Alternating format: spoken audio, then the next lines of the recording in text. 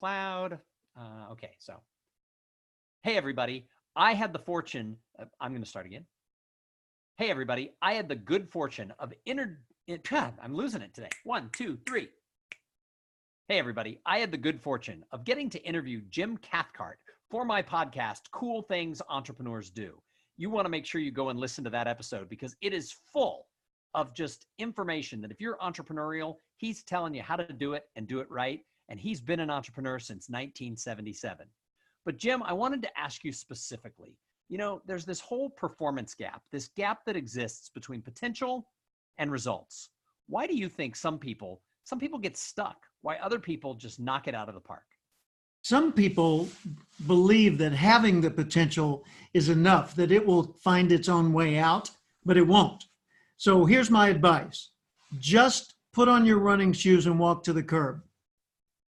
You don't have to run. You don't have to build up to a mile or a marathon. All you got to do is put on your running shoes and walk outside. Years ago, I was fat and out of shape. I decided I wanted to be in shape. I wanted to be a fit person. And I concluded that running would be a good thing for me, despite all the fat people who were out of shape telling me it was bad for my knees and ankles. None of the fit people told me that. Only the ones that were not exercising told me that. So I said, okay, and I bought a pair of running shoes. And I said, okay, I cannot get myself to always go run. What can I get myself to always do? I can do this. I can make myself put on my running shoes and walk outside to the curb every single day, rain, snow, sleet, hail, heat, locusts, or whatever. So that's what I'll commit to. And the reason I did, obviously, was that's the first olive out of the bottle and the rest of them flowed smoothly, right? I just needed to get myself outside because I knew once I reached the curb with running shoes on, I would have to make a new choice. Run or walk or go back in the house. And I've got to admit, some days I went right back in the house. But every day I did that, and the frequency of me going for a long walk or for a jog or for a run increased and improved. And in a period of 3 or 4 months, I lost about 50 pounds, got in shape for the first time in my life, had never run a half mile, was soon running 5 miles nonstop.